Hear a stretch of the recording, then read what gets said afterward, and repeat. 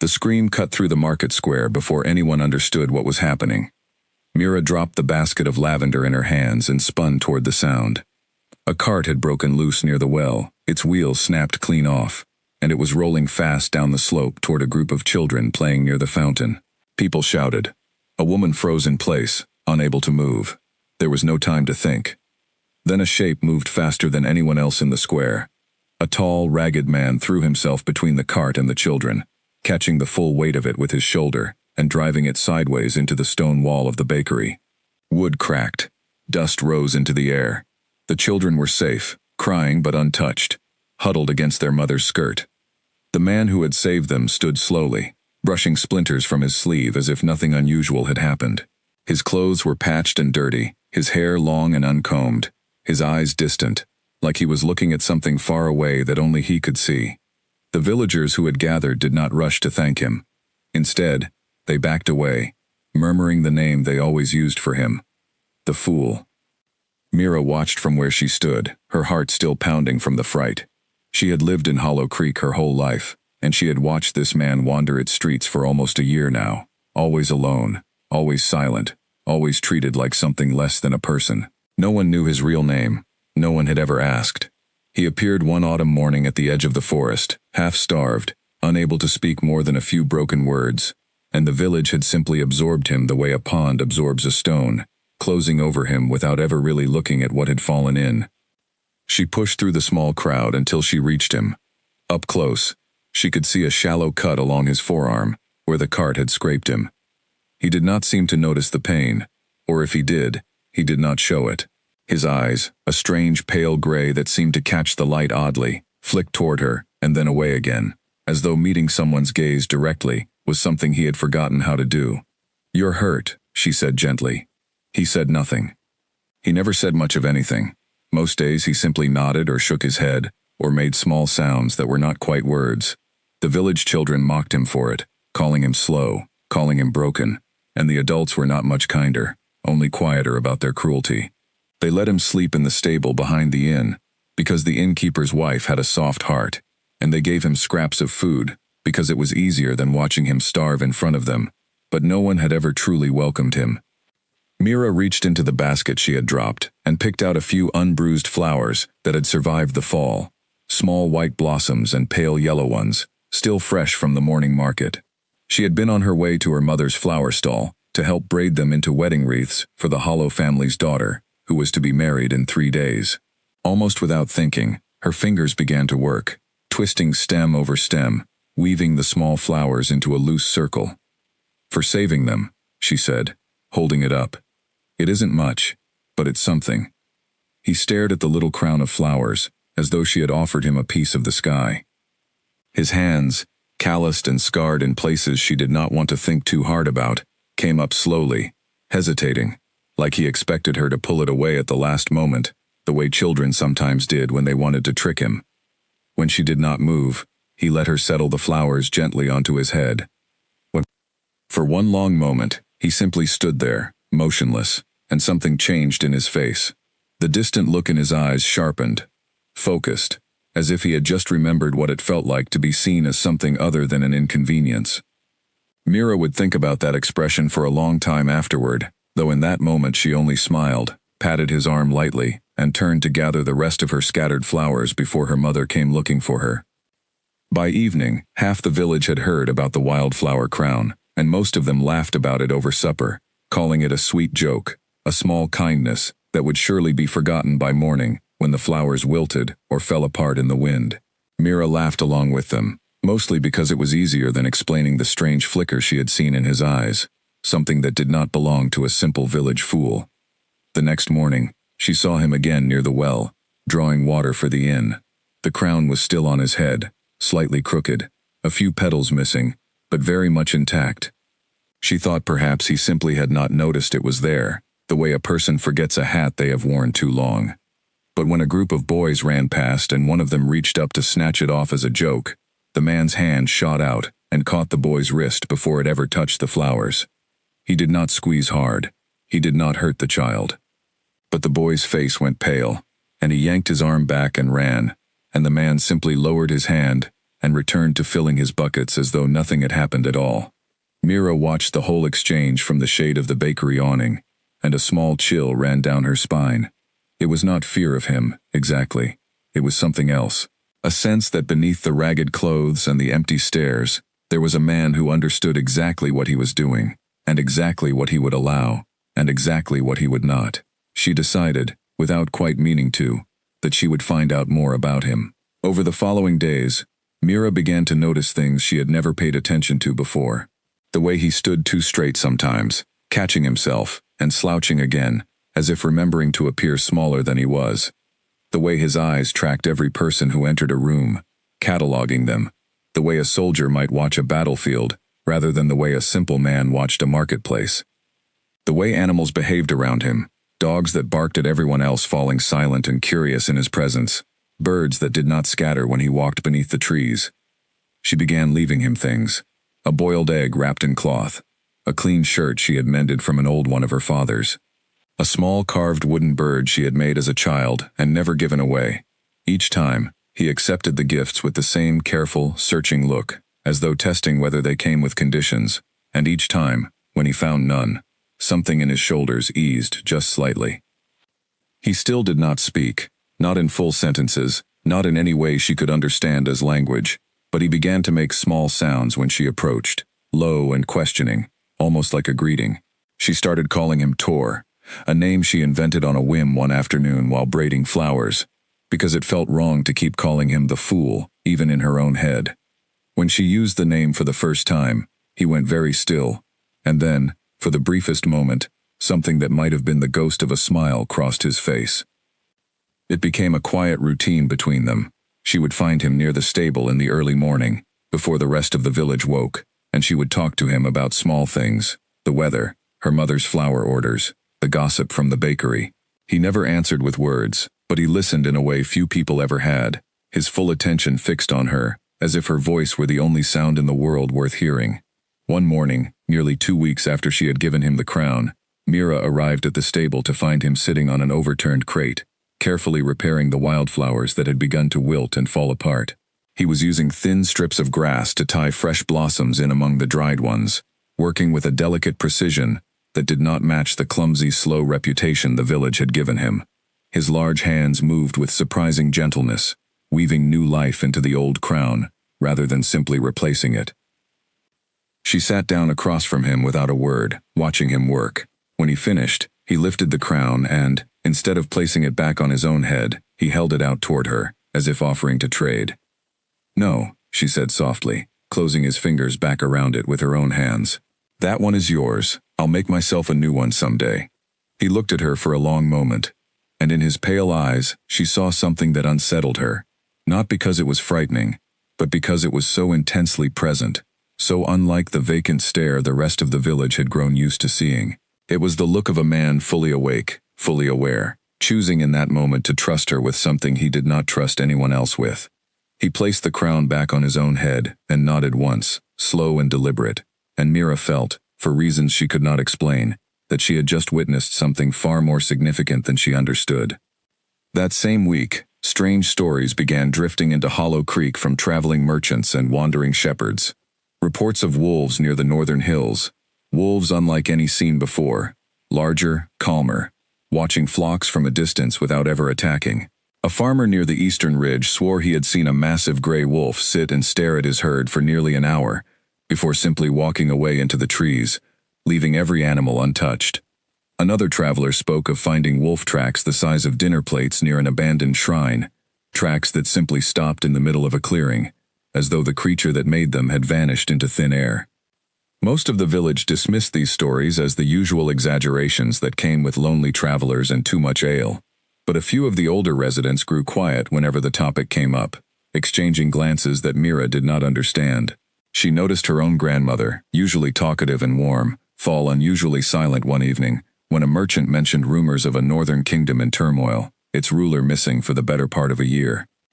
"There are old stories," her grandmother said carefully, when Mira pressed her about it later that night, about kings who were more than kings, about packs in the north who followed leaders that were not entirely men. "It is not something spoken of much these days, not since the old wars ended." But old blood does not simply disappear because people stop believing in it. Mira laughed it off at the time, certain her grandmother was simply indulging in old folk tales the way the elderly sometimes did, weaving myth into ordinary conversation out of habit. She thought little more of it that night, her mind occupied instead with the wedding preparations for the Hollow family, the endless flower orders, the small quiet moments she had begun sharing with the man she called Tor. But she thought of it again a few days later, when she found him standing utterly still at the edge of the forest just after dawn, staring north with an intensity that made the hair on her arms rise. The wildflower crown sat crooked on his head, half falling apart despite his careful repairs, but he did not seem to notice. His whole body was rigid, alert, like an animal that has caught a scent on the wind, a scent that means danger, or homecoming, or both at once. "Tor," she called softly, stepping closer. He turned toward her slowly, and for just a moment, before the familiar cloudy distance returned to his eyes, she saw something raw and aching pass across his face, something that looked almost like grief. Almost like memory trying, and failing, to break through whatever fog had settled over his mind. Then it was gone, and he was simply the quiet, gentle man from the stable again, offering her a small nod, before turning to help carry water for the morning chores as he always did. Mira did not know it yet, standing there in the pale morning light with worry tightening in her chest. But the world she had always known, the small, familiar rhythms of Hollow Creek, the quiet routine of flowers and market days and simple kindnesses, was about to be pulled apart at the seams. Something was stirring beyond the northern hills, something old and powerful, that had not forgotten the man who wore her flower crown, and it would not stay hidden for very much longer. For now, though, she only reached out and gently straightened the crown on his head, tucking a loose petal back into place, and he let her, standing patient and still beneath her hands like a man who had been waiting, without knowing it, for exactly this kind of touch for a very long time. Neither of them spoke as the sun rose fully over Hollow Creek, painting the rooftops gold, and neither of them could have guessed how few quiet mornings like this one they had left before everything changed. The bell at the chapel rang 3 times before dawn, an alarm no one in Hollow Creek had heard rung in living memory, and Mira was out of bed and running toward the square before she had even found her second shoe. Smoke rose from the direction of the eastern barns. Not the thick black smoke of a real fire, but a thin gray trail, controlled, deliberate, the kind of smoke that came from a signal fire lit on purpose. People spilled out of their homes in nightclothes, clutching lanterns, shouting questions no one could answer. Mira's father grabbed his old hunting bow from above the hearth, and her mother pulled her back toward the house, but Mira twisted free and followed the crowd toward the square anyway, driven by a fear she could not name. She found Cale standing near the well, already awake, already facing north, with that same rigid stillness she had seen in him days before. The flower crown was still on his head, but his whole posture had changed. Gone was the slouched, uncertain man who shuffled through the market square. In his place stood someone taller, straighter, coiled like a bowstring pulled to its limit. "What is it?" she asked, breathless. "What's happening?" He did not answer with words, but his eyes flicked to her for a fraction of a second, before returning to the tree line, and in that brief glance, she saw something that frightened her more than any fire could have. Recognition. Understanding. He knew exactly what that smoke meant, even if no one else in the village did. The answer arrived within the hour, riding hard on lathered horses. 3 riders in dark traveling cloaks, their faces weathered from long distances, their horses bearing saddle markings Mira had never seen before. A wolf's head worked in silver thread. They did not stop at the inn or the chapel. They rode straight for the square, scattering startled chickens and sleepy villagers alike, and reined in hard when they caught sight of the man standing near the well. The lead rider, a broad-shouldered woman with graying hair pulled back in a tight braid, swung down from her horse so quickly it startled the crowd into silence. She crossed the square in long strides, ignoring everyone else, her eyes fixed entirely on the man beside the well. "My lord," she said, and her voice cracked on the words, thick with disbelief and something close to relief. "We have searched for you for nearly a year." The square went utterly silent.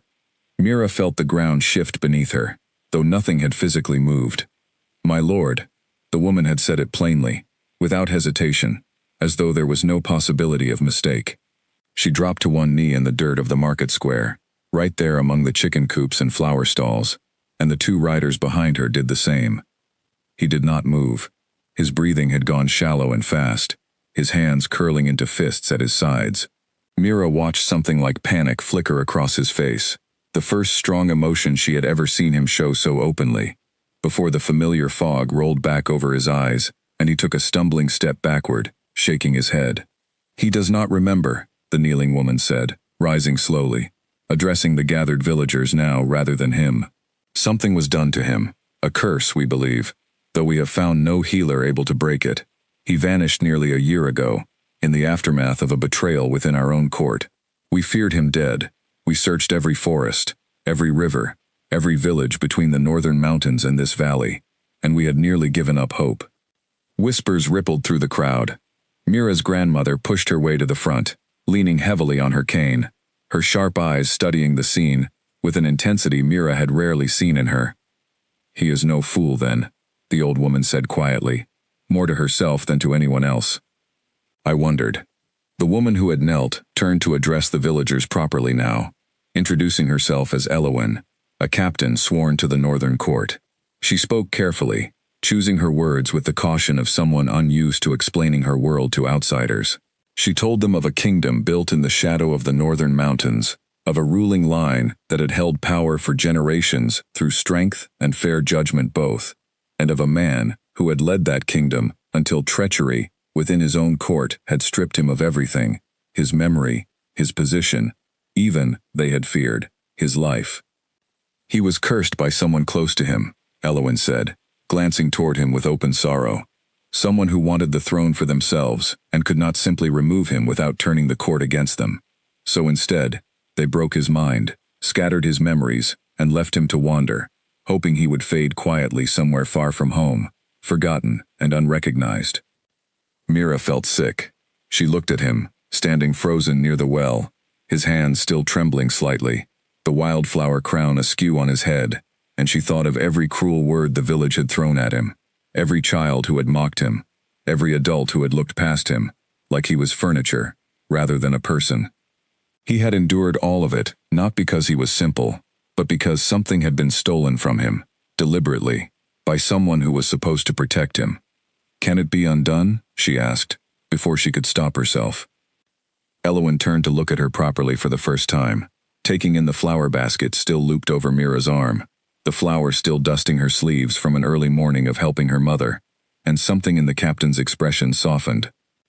"There are old healers in the northern court who believe curses like this can sometimes be broken," she said, "not through magic alone, but through genuine, freely given kindness. A curse built on cruelty and betrayal cannot easily withstand its opposite. We had begun to lose hope of finding him in time. But something has clearly begun to shift." Her eyes moved deliberately to the crown of wildflowers on his head, and Mira felt her face go warm under the weight of that gaze. The days that followed were unlike anything Hollow Creek had ever experienced. The northern riders did not force him to leave immediately, understanding, perhaps better than the villagers did, that pulling a frightened, disoriented man away from the only safety he had known in a year would do more harm than good. Instead, Elowin and her companions took up temporary lodging at the inn, watching over him from a respectful distance, allowing him the space to remain near Mira, near the stable, near the small rituals that had slowly been stitching his fractured mind back together. Mira continued visiting him each morning, though now every conversation felt weighted with new significance. She found herself watching his hands more closely, wondering what battles they had fought, what decisions they had made on behalf of an entire kingdom, before everything had been stripped away.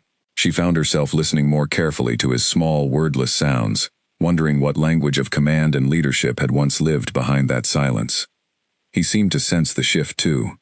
Some mornings he was calmer, steadier, moving through small tasks with the confidence she had glimpsed only once before, on the day the cart had nearly crushed the children. Other mornings he was worse than she had ever seen him, curled against the stable wall, shaking, his eyes wide and unfocused, as though fragments of memory were clawing their way back into his mind, faster than he could bear. On one such morning, she found him pressed into the corner of the stable, breathing hard, his hands pressed against his temples. She did not call for Elowin or the other riders.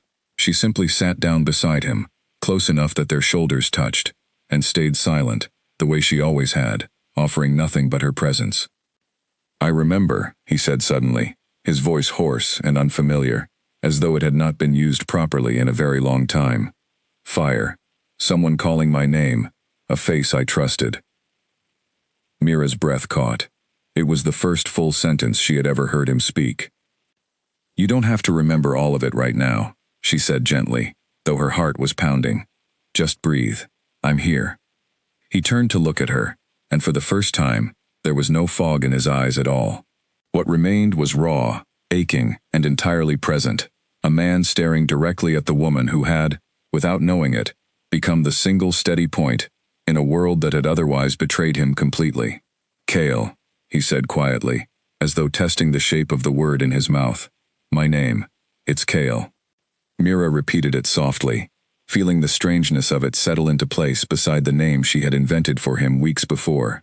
Somehow, saying his true name aloud made everything that was coming feel more real, more inevitable, and far more dangerous than she had allowed herself to consider until that moment. Outside the stable, Elowen and her companions kept their careful watch, and beyond the northern hills, though no one in Hollow Creek could yet see it, other eyes had also begun to watch. Eyes belonging to the very person who had cursed him in the first place, growing increasingly aware that their carefully buried secret was beginning, at long last, to claw its way back into the light. Mira did not know, sitting there in the quiet stable with Kale's hand now resting lightly, hesitantly, over her own, that the peace of these last weeks had been borrowed time. Somewhere beyond the hills, plans were already shifting, and the fragile safety of Hollow Creek was about to be tested in ways none of its people could have imagined. News traveled fast in a small village, and by the following afternoon, everyone in Hollow Creek knew that the quiet man who had slept in the stable for a year was, in truth, a king from the northern mountains. The reaction split the village neatly in two. Some grew fearful, avoiding him entirely, whispering that a cursed man might bring more trouble down on their heads. Others grew suddenly eager to please him, offering gifts and favors they had never once considered giving to the fool of Hollow Creek, hoping perhaps for some reward now that his true position had come to light.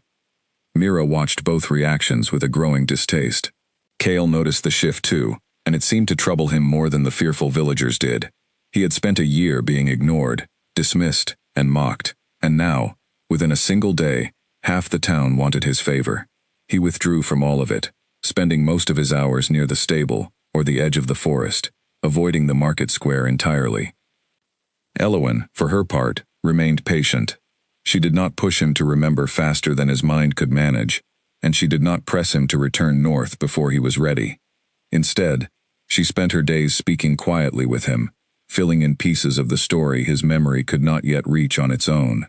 She told him of his kingdom, called Northreach, nestled in a valley surrounded by steep mountains, where packs had lived and ruled for generations, blending human structure with something older, something tied to the land and the moon, and bloodlines few outsiders ever fully understood.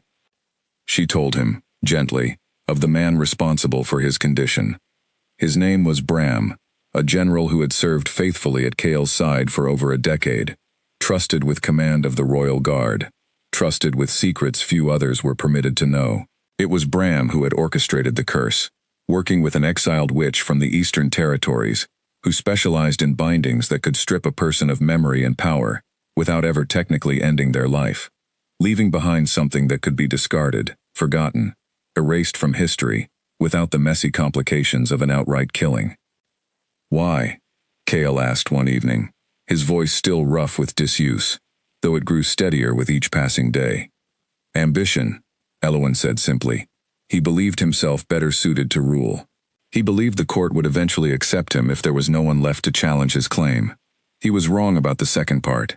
The court has been in chaos since your disappearance, torn between those still loyal to your bloodline and those who fell in line with Bram out of fear rather than belief.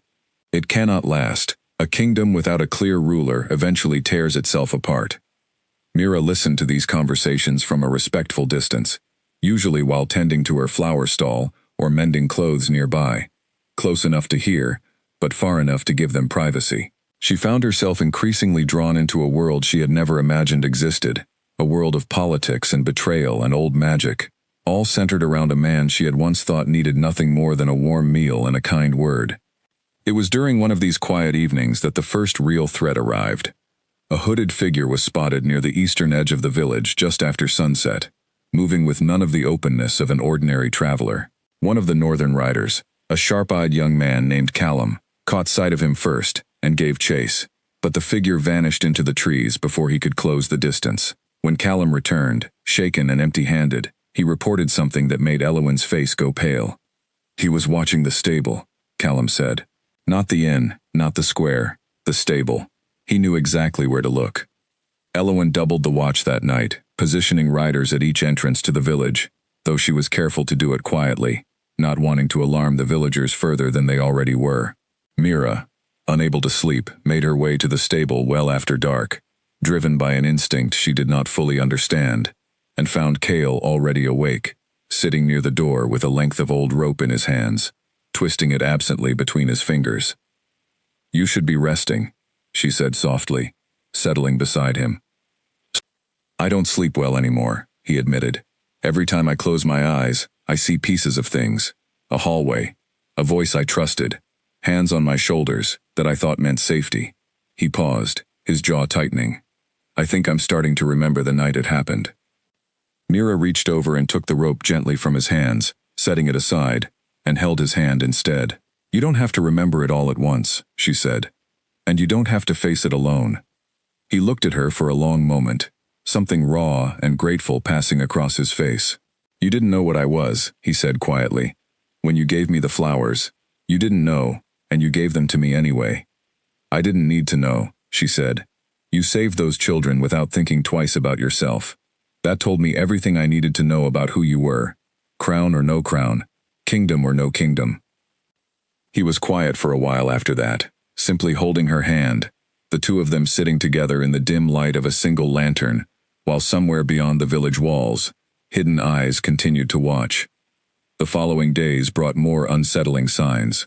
Livestock in the eastern fields grew restless without clear cause. A shepherd found strange markings, carved into a fence post near the forest's edge, symbols none of the villagers recognized, but which made Elowin's expression darken considerably when she examined them. She confirmed, reluctantly, that they were tracking marks, the kind used by trained scouts to communicate positions and movements to others following behind.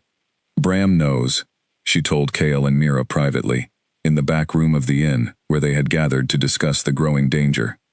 "He must have heard the same rumors we did, about a wolf man living quietly in a human village.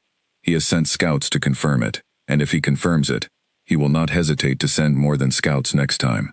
"What happens if he finds proof?" Mira asked, though she feared she already knew the answer. "He cannot allow Cale to return to Northreach and reclaim his throne," Elowin said grimly. "Too many in the court still remember him fondly. If word spreads that the true king lives, support for Bram's rule will collapse within weeks. He will do whatever is necessary to prevent that from happening, and he will not particularly care how many people stand in his way." Cale's hands curled into fists on the table, and for the first time since Mira had known him, she saw something like the ruler he must once have been surface fully in his expression, cold and calculating, weighing the danger not just to himself but to everyone around him. "Then we cannot wait for him to gather proof," Cale said. "If Bram is willing to send soldiers into a village of innocent people to protect his stolen throne, then staying here any longer only puts Hollow Creek at greater risk." "You're not ready," Elowin said carefully. "Your memory is still fractured. Your strength has not fully returned. If you go north now, in this condition, you will be walking directly into Bram's hands. And if I stay," Cale countered, "I put every person in this village in danger, simply by remaining near them. I have already caused enough harm to people who never asked to be involved in this." Mira, who had been silent through most of the exchange, finally spoke. "There has to be another way," she said. "A way to buy time, to let you heal properly before you face him, without leaving this village exposed."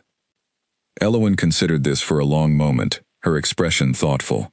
"There is a place," she said slowly. "An old shrine, 2 days' ride from here, hidden in the hills, tended by healers, who have served the northern court for generations. It is warded against ordinary scouts and simple tracking magic.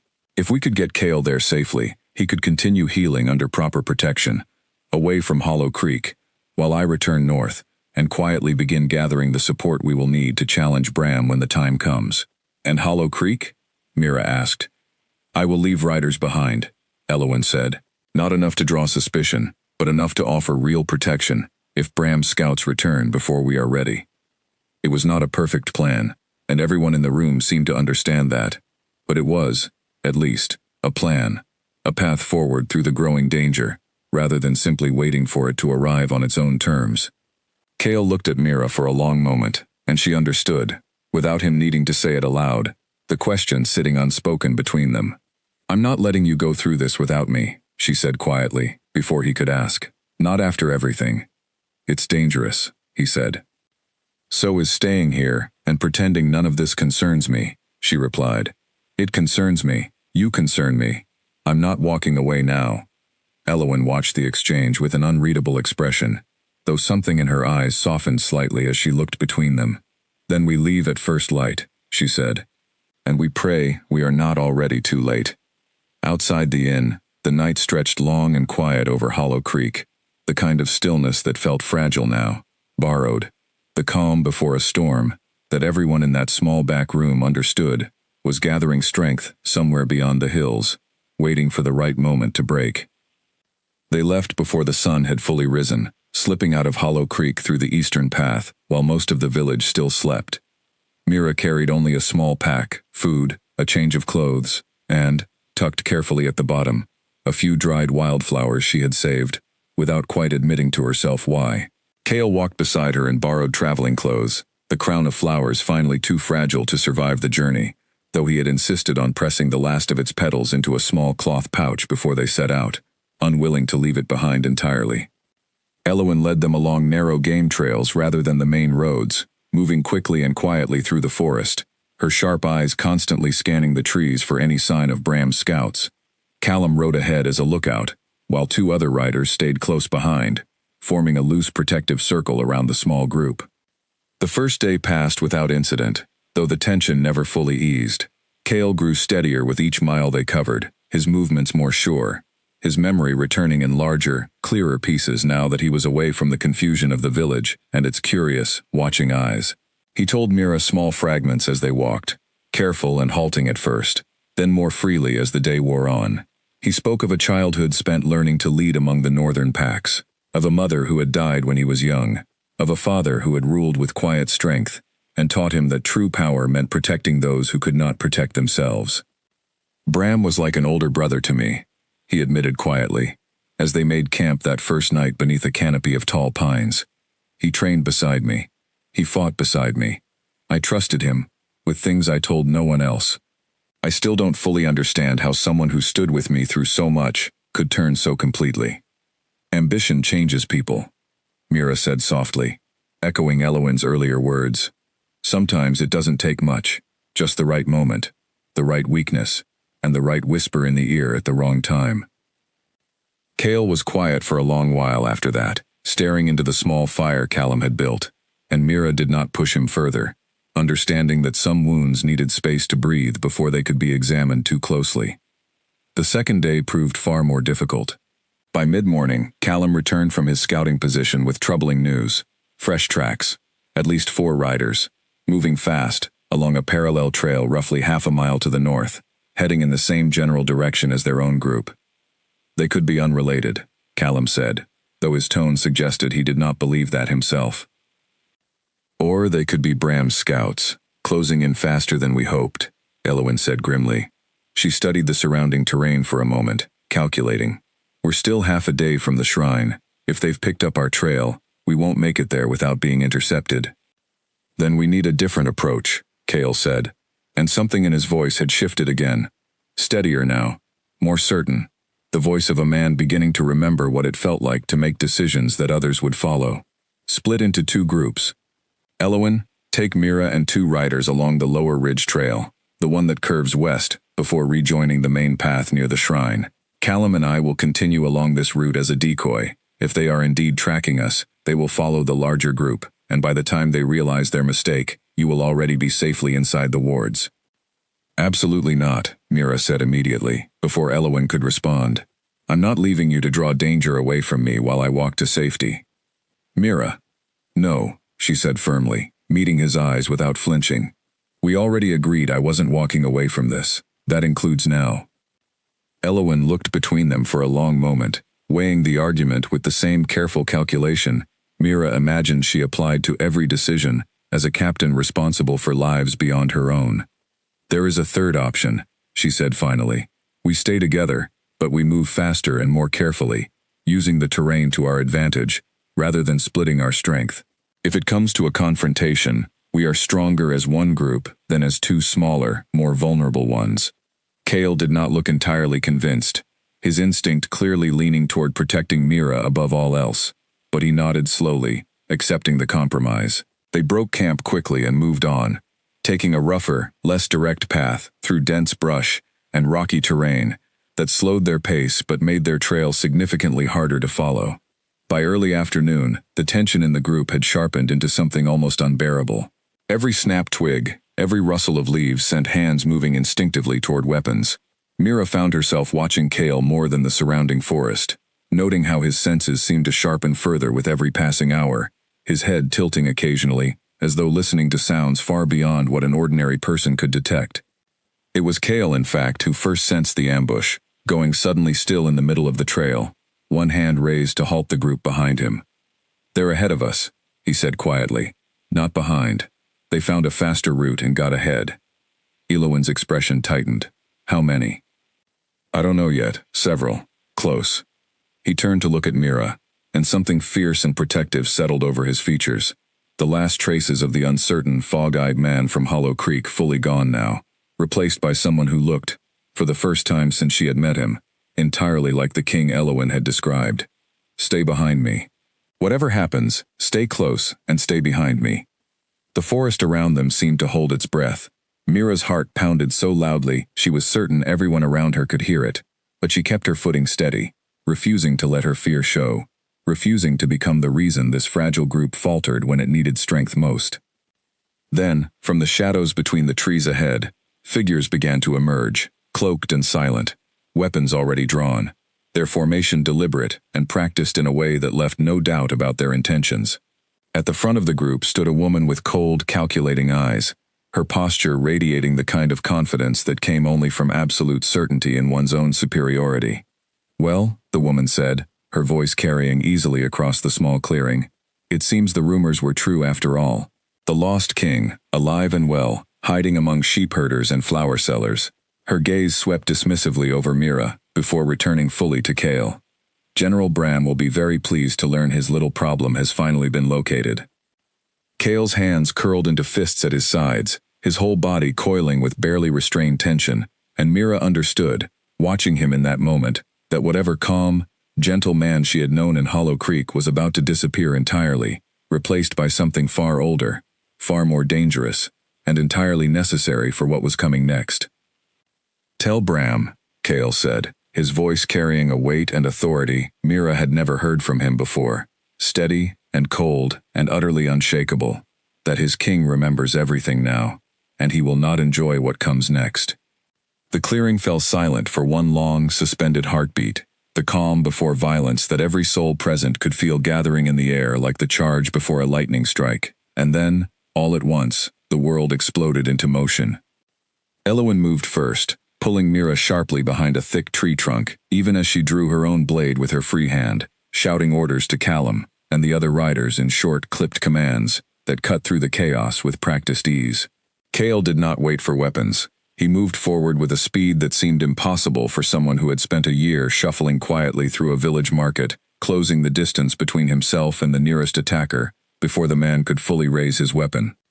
Mira pressed herself against the rough bark of the tree, her heart hammering, watching in stunned disbelief as Kale disarmed one attacker with a single efficient motion, twisting the weapon from his grasp and sending the man stumbling backward into the underbrush, dazed but unharmed beyond his pride. He moved through the small clearing like water finding its path around stone, never wasteful, never cruel, disabling each attacker with careful precision, rather than lashing out with the kind of unchecked fury Mira might have expected from a cornered, desperate man.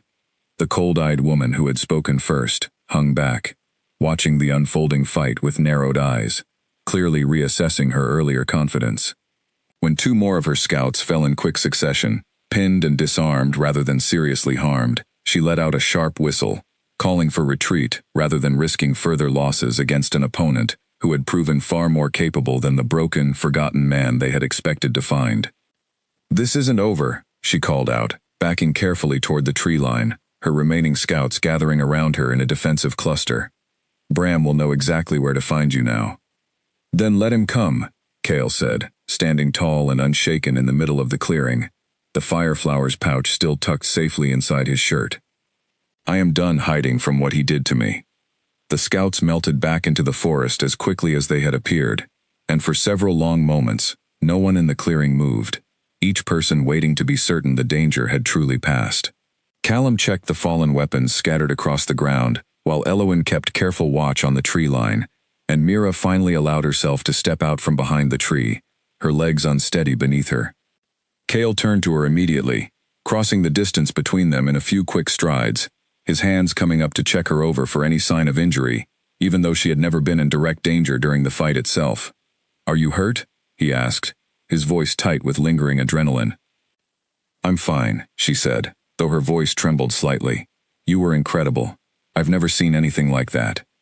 Something flickered across his face, uncertainty mixed with the fading intensity of battle, and for a moment, he looked almost apologetic, as though worried the violence she had just witnessed might change how she saw him. "That is part of who I am," he said carefully, "the part the village never saw. I understand if it frightens you."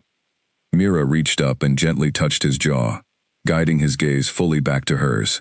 "It doesn't frighten me," she said honestly. "You protected everyone in this clearing without seriously harming a single person who attacked you. That tells me exactly the kind of king you must have been, Cale. Strong enough to win, and controlled enough to choose mercy even when you didn't have to." He exhaled slowly, some of the tension leaving his shoulders, and for a brief moment, standing in the middle of that quiet forest clearing, the danger temporarily behind them, it felt almost peaceful again, the way it had felt in the stable back in Hollow Creek before any of this had begun. Elowen approached them both, her expression grim, despite the successful defense. "We need to move," she said. "That woman will report back to Bram immediately, and he will not wait long before sending a much larger force. The shrine's wards will protect us once we arrive, but we are not safe until we get there." They pressed on with renewed urgency, moving faster now that stealth no longer offered any real advantage, their location already compromised.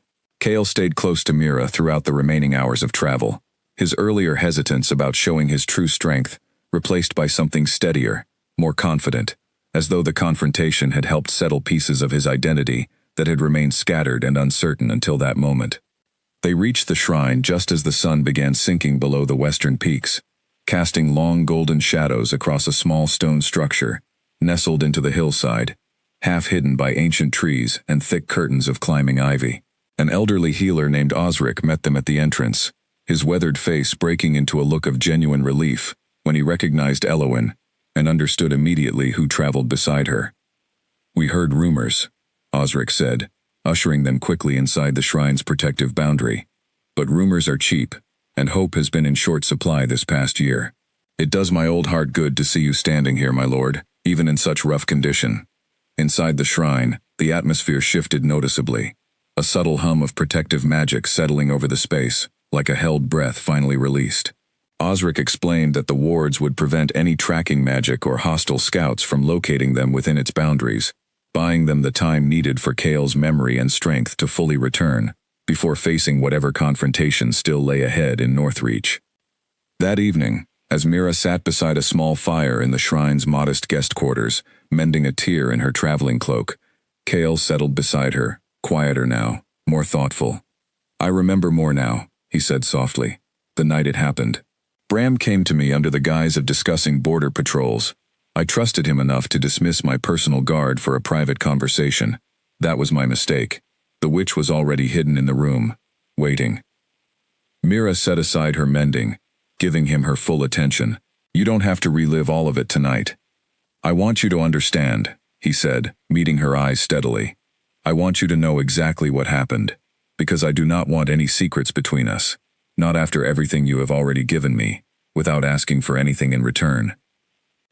He told her the rest slowly, of the binding spell that had torn through his memory like fire through dry grass, of waking disoriented and confused in an unfamiliar forest days later, with no understanding of who he was or how he had gotten there, of wandering for weeks before eventually finding his way, more by animal instinct than conscious choice, toward the small, unremarkable safety of Hollow Creek. I think some part of me knew, even without memory, that I needed somewhere quiet, he said. Somewhere I could heal, without anyone expecting anything from me. I did not expect to find someone who would offer kindness, without expecting anything either. Mira felt her throat tighten with emotion, thinking of all those months she had watched the village mock and dismiss him, never once suspecting the depth of what he had survived. I'm glad you found Hollow Creek, she said quietly, and I'm glad I found you. He reached over and took her hand, the same way he had that first night in the stable, and they sat together in comfortable silence as the fire burned low, both of them aware that the coming days would demand far more from them than quiet evenings and gentle conversation, but grateful, for now, for this small pocket of peace before the storm. The days at the shrine passed with a rhythm unlike anything Mira had experienced before.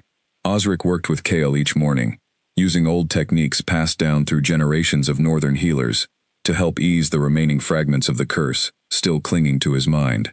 It was slow, careful work, nothing like the dramatic magic Mira had imagined from her grandmother's old stories. Mostly it involved quiet conversation, guided memory exercises, and long stretches of meditation beneath the ancient trees surrounding the shrine. Mira spent her mornings helping Osric's small staff tend the shrine's herb garden, grateful for the familiar rhythm of working with plants even in such an unfamiliar place. In the afternoons, she and Kale walked the wooded paths within the protective boundary, talking more freely now than either of them had managed during those early quiet mornings back in Hollow Creek. He told her about Northreach in fuller detail now, describing the great stone hall where his father had once held court, the training grounds where he had learned to fight alongside boys and girls who would one day become his most trusted commanders, the yearly gathering when packs from across the northern territories would come together to renew old alliances and settle disputes through structured debate rather than open conflict. It sounds beautiful, Mira admitted one afternoon, as they sat together on a flat stone overlooking a small valley, visible through a gap in the shrine's protective trees. It is, he said, though I confess, some of what I remember now feels distant, like a story someone told me, rather than something I lived myself. I worry sometimes that too much time has passed, that even once I reclaim the throne, I will not fully be the man who once ruled it. Maybe you don't have to be exactly that man again, Mira said thoughtfully. Maybe you can be someone shaped by everything that happened, including the year you spent as nothing more than a quiet fool in a small village. That year taught you things too, didn't it? What it feels like to be dismissed, mocked, overlooked. That might make you a better ruler than the man you were before, not a lesser one. Kale considered this for a long moment, watching the valley below with thoughtful eyes. Elowin mentioned something similar, though not quite so gently, he said, a small smile tugging at the corner of his mouth. She said perhaps the curse, cruel as it was, forced upon me an education no king willingly seeks. Humility learned through genuine suffering, rather than simply spoken about in abstract terms during council meetings. She sounds wise. She has been loyal to my family for longer than I have been alive, he said. She trained under my father before I was even born. If there is one person in Northreach I trust completely, it is her.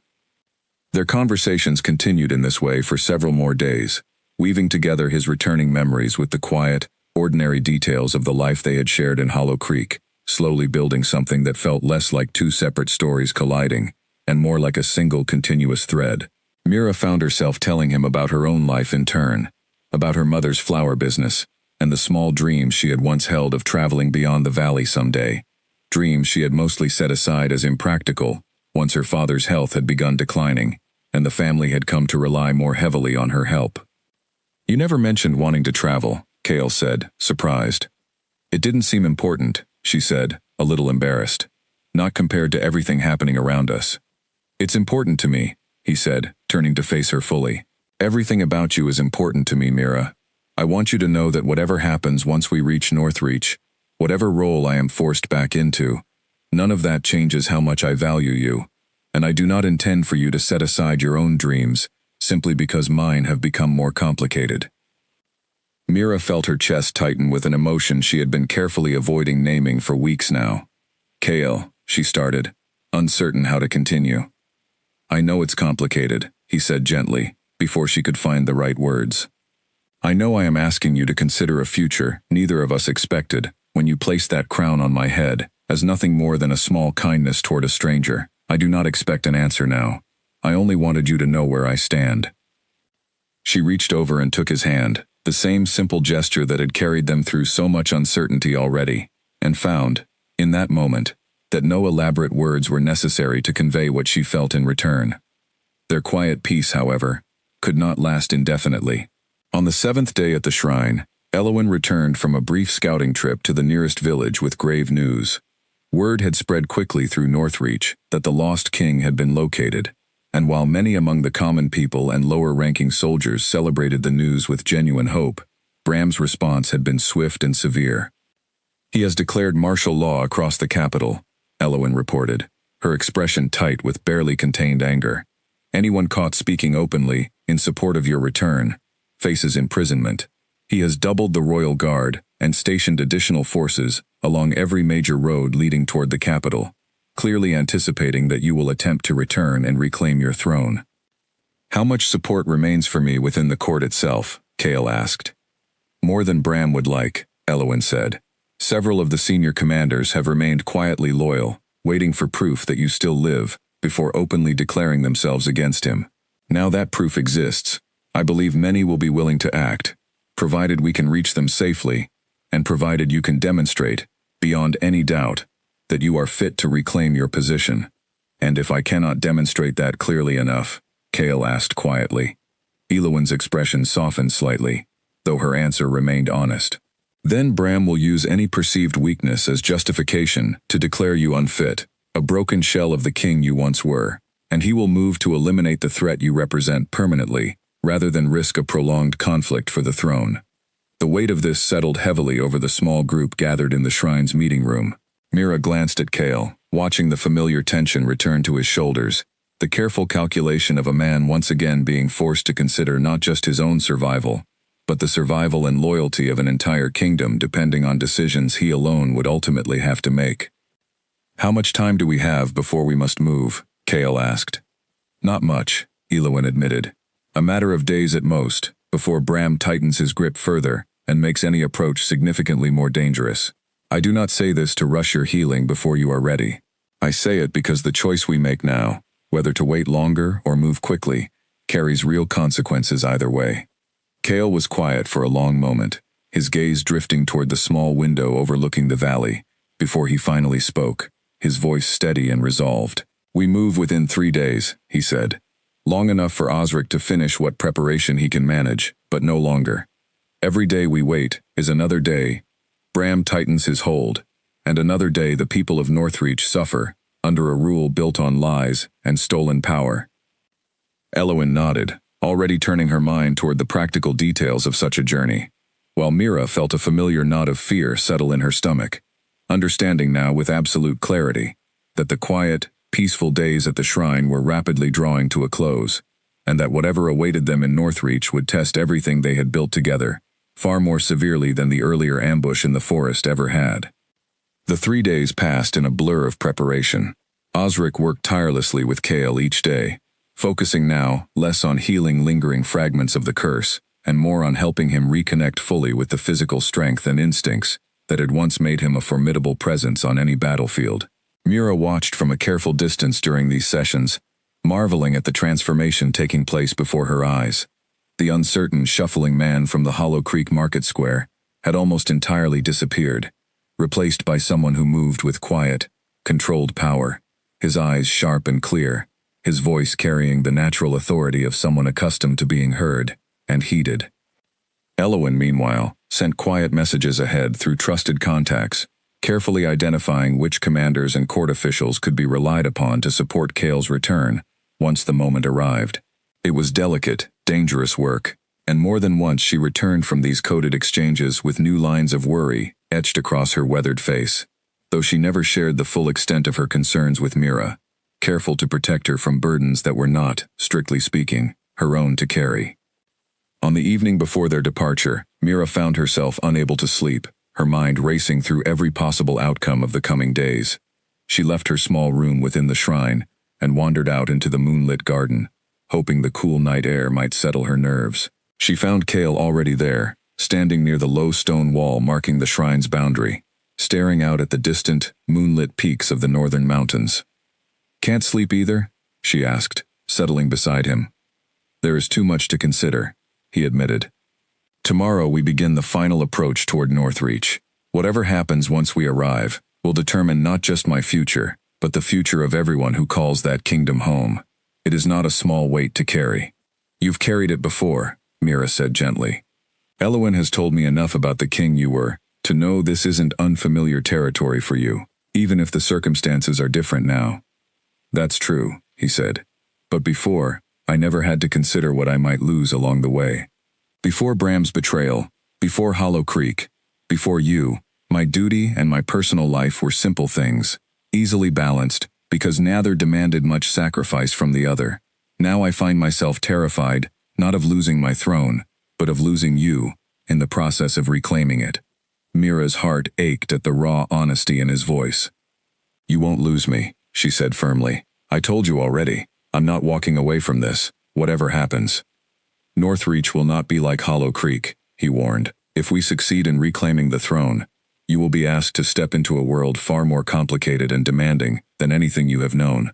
Court politics, old traditions, expectations placed on anyone standing beside a ruling king. I do not say this to discourage you.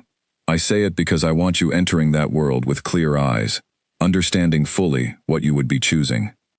"I understand better than you might think," Mira said.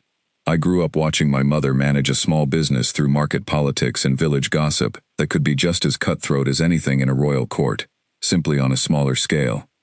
I am not naive about difficulty, Kale. I am choosing this with my eyes open, because what I feel for you is not something that changes based on whether you wear simple clothes in a village stable or a crown in a great hall." He turned to face her fully then, something fierce and grateful shining in his eyes even in the dim moonlight.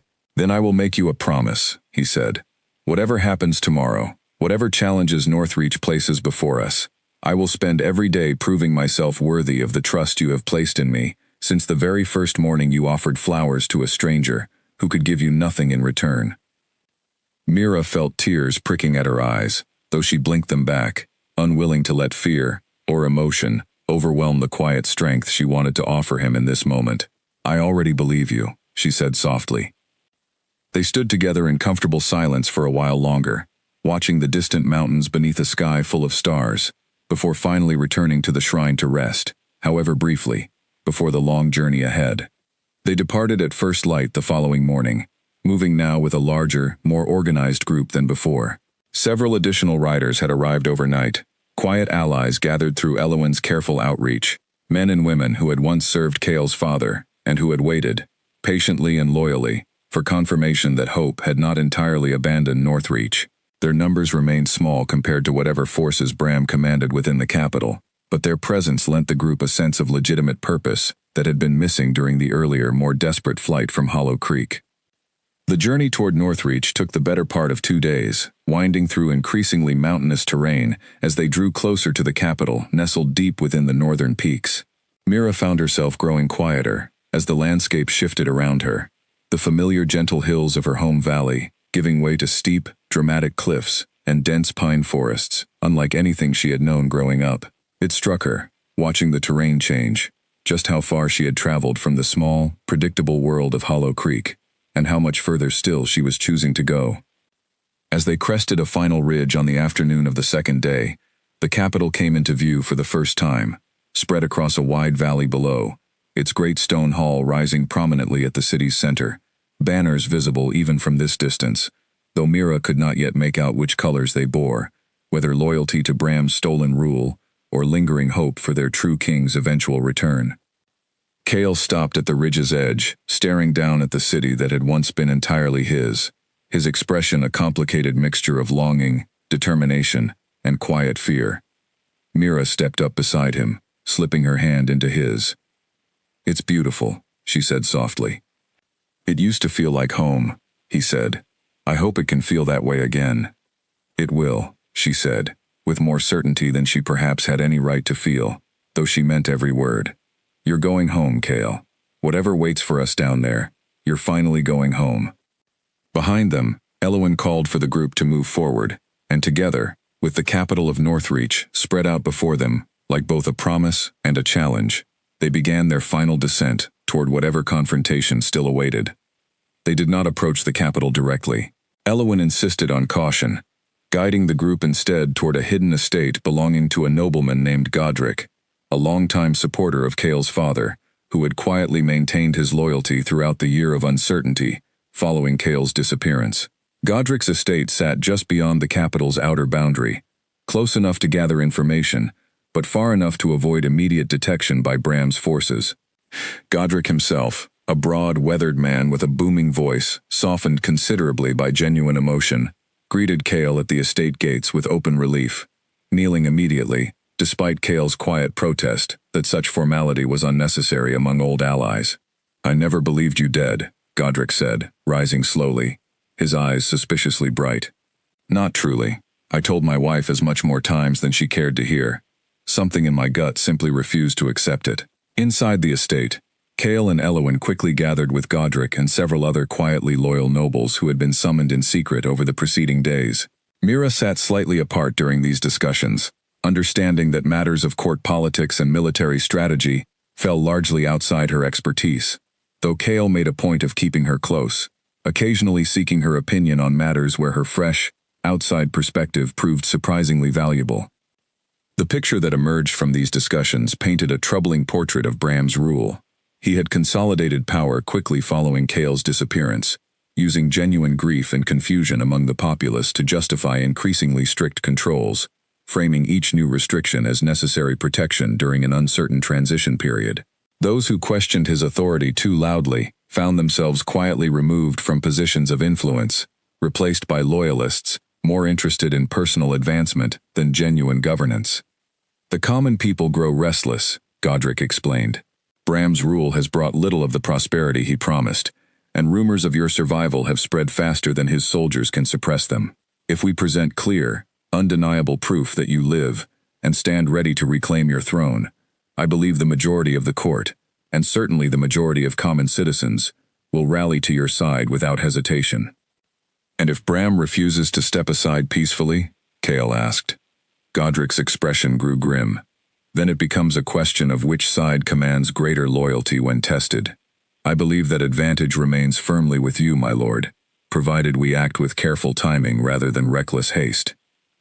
The plan that emerged over the following 2 days involved a formal challenge, presented publicly during the kingdom's upcoming assembly, a traditional gathering where matters of significant importance were debated openly before the full court, and representatives from across the northern territories. Kale would present himself before this assembly, supported by testimony from Elowin and other loyal witnesses, demanding Bram either relinquish his stolen claim to the throne or defend it through the traditional ritual combat, long recognized as the proper method for resolving disputed leadership claims among the northern pacts. "He will not refuse the challenge easily," Elowin warned. "Refusing publicly would cost him whatever remaining legitimacy he still holds, but accepting means facing you directly, and he knows better than anyone how formidable you were even before this past year. He also knows I have spent nearly a year stripped of my memory and strength," Kale pointed out. "He may believe that weakness still lingers enough to guarantee his victory." "Does it?" Mira asked quietly, unable to keep the worry from her voice. Kale turned to look at her, his expression softening slightly amid the tension of the surrounding discussion. "I am stronger than I was even a week ago," he said honestly. "Osric's work at the shrine restored much of what the curse had stripped away. But I will not pretend the outcome is certain. Bram is a skilled fighter, and desperation makes dangerous opponents even more unpredictable."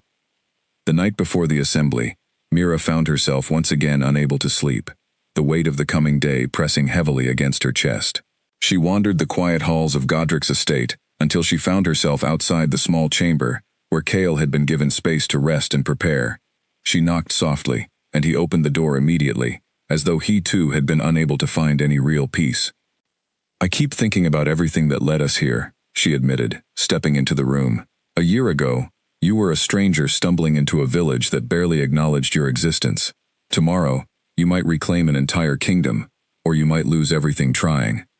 Are you having doubts?" he asked gently, though there was no accusation in the question, only genuine concern. "No," she said firmly. "Never doubts about you. Only fear, because I understand now exactly what tomorrow could cost, and I am not ready to imagine a world where that cost includes losing you."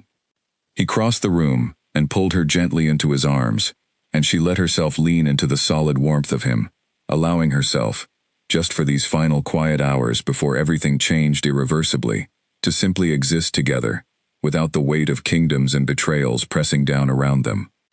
"Whatever happens tomorrow," he said quietly against her hair, "know that meeting you remains the single greatest fortune of my entire life, kingdom or no kingdom. If Bram's blade finds me tomorrow, I will still count myself fortunate to have known these past weeks with you." "Don't say that," she whispered, pulling back to look at him, her eyes bright with unshed tears. "You are going to win tomorrow, and then you are going to rule Northreach the way your father once did, with fairness and strength both, and I am going to be right there beside you while you do it." He smiled, a small, genuine expression that reminded her powerfully of that first quiet moment in the stable, when she had called him by the name she had invented for him. "I intend to hold you to that promise," he said softly. They stayed together through the remaining hours of darkness, neither sleeping much, simply drawing what comfort they could from each other's presence, until the first pale light of dawn began creeping through the chamber's narrow window, signaling that the day neither of them could delay any longer had finally, irreversibly arrived. The great hall of Northreach filled to capacity long before the assembly formally began, word having spread overnight through the capital that something significant was about to unfold. Mira stood near the back of the chamber alongside Godric's household, her pulse racing as she watched nobles, commanders, and common representatives alike filing into the vast stone space, their whispered conversations creating a low, anxious hum beneath the hall's high ceiling. Bram sat upon the throne at the front of the chamber, though Mira noted immediately that he wore no crown, only a simple circlet that seemed almost deliberately understated, as though he wished to project humility even while occupying a position he had stolen through betrayal and violence.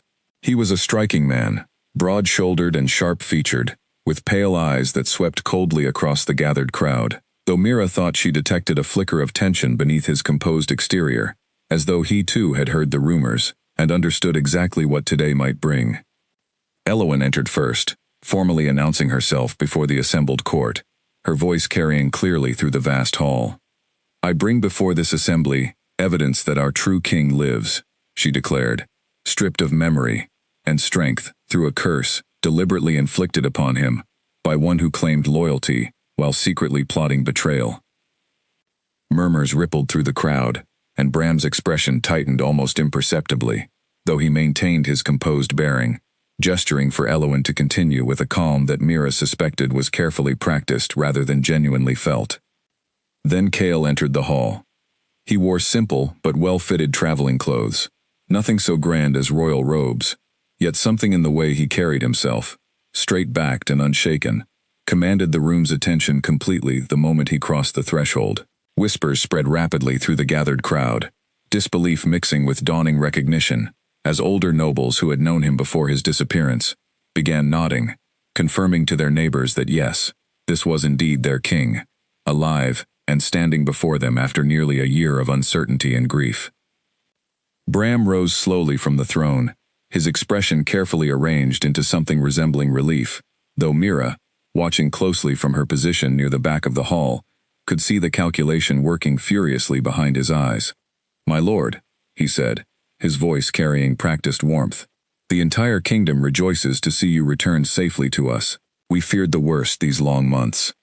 "Do not insult this assembly with false relief, Bram," Cale said, his voice steady and cold, cutting cleanly through the hall's tense silence.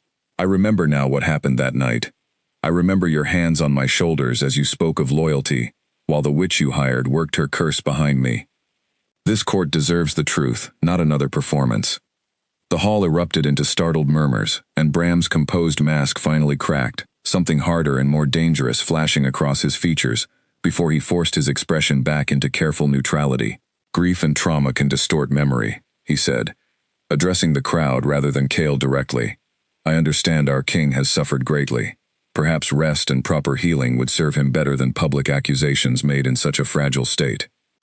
My memory is clear, Kale said firmly, and I have witnesses who can confirm the details of your betrayal, including the exiled witch herself, who has agreed to testify before this assembly regarding the payment she received and the instructions she was given. This last detail had been secured only 2 days earlier, through careful negotiation by Eloin's network of loyal contacts, and Mira watched Bram's face pale slightly at the revelation, understanding now that his carefully constructed lies were unraveling faster than he had anticipated. The witch, an older woman with tired, guilty eyes, was brought forward under guard, and her testimony, delivered in a shaking but clear voice, confirmed every detail of Kale's account, describing precisely how Bram had approached her months in advance, planning the betrayal with careful, deliberate intent, rather than any sudden moment of weakness. By the time her testimony concluded, the hall's mood had shifted decisively. Nobles who had remained cautiously neutral now openly declared their support for Kale's rightful claim, and even several of Bram's own recently appointed loyalists began edging away from him, unwilling to be associated with such an obviously exposed betrayal. Bram, seeing his support collapsing around him, made one final desperate gambit. Then let tradition decide, he said, his voice hardening. I invoke the right of challenge. If this assembly believes the throne rightfully belongs to whoever proves stronger, then let us settle this the way our ancestors always have, through combat, not through the testimony of a bribed witch and a man whose mind remains fractured by curse and confusion. Kale accepted without hesitation. I welcome the challenge, he said. Let this assembly witness the truth, settled not through words alone, but through the strength you claim I no longer possess. The combat was arranged for that same afternoon, held within the estate's formal training grounds, before the full assembly as witness. Mira's stomach twisted with anxiety as preparations were made, and she found a brief moment alone with Kale before he was called to the field. You don't have to prove anything to me, she said, gripping his hands tightly. I already know exactly who you are. I know, he said gently. But Northreach needs to see it clearly, needs certainty, rather than simply trusting my word against Bram's carefully constructed image. This is the only way to end his claim decisively, without leaving lingering doubt that could fracture the kingdom for years to come. She nodded, understanding even through her fear, and pressed a soft kiss to his knuckles. Then go prove it, she said, and come back to me. He held her gaze for one long, steady moment.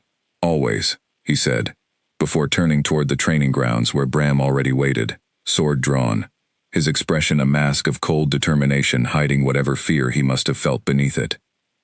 The assembly gathered around the training grounds in a wide circle, tension thick in the afternoon air, as the two men faced each other across the open space, one fighting to reclaim everything stolen from him, the other fighting desperately to hold on to everything he had wrongfully taken. The two men circled each other slowly at first, each testing the other's readiness, the training grounds silent, except for the soft scuff of boots against packed earth, and the distant murmur of the watching assembly holding its collective breath. Bram struck first, a swift, testing blow that Kale deflected with practiced ease, the clash of blades ringing sharply across the open space.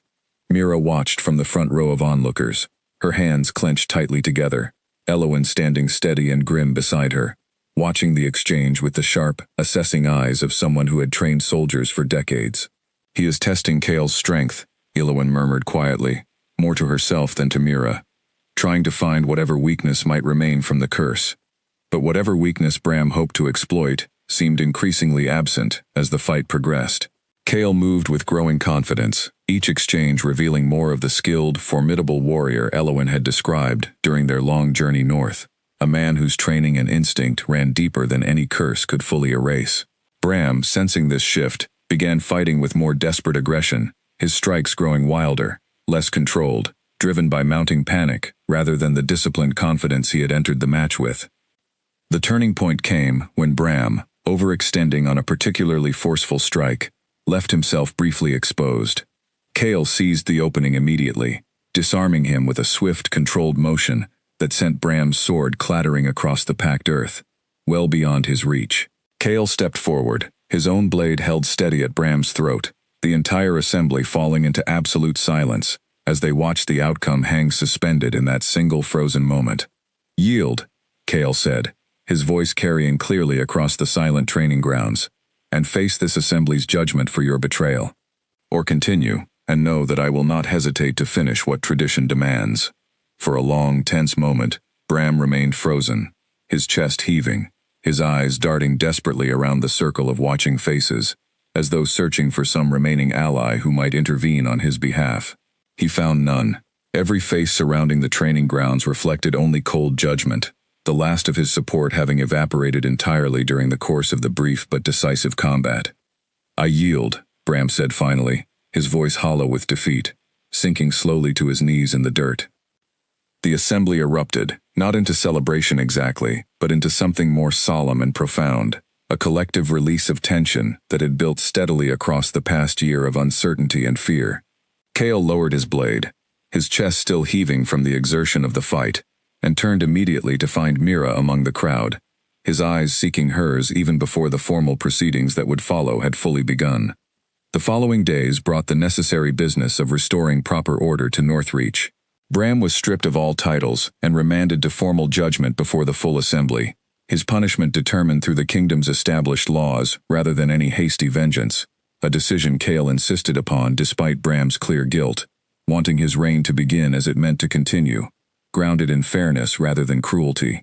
The witch who had testified against Bram was shown leniency in exchange for her honesty, given the opportunity to atone through service to the kingdom's healers, rather than facing the harsher punishment her actions might otherwise have warranted.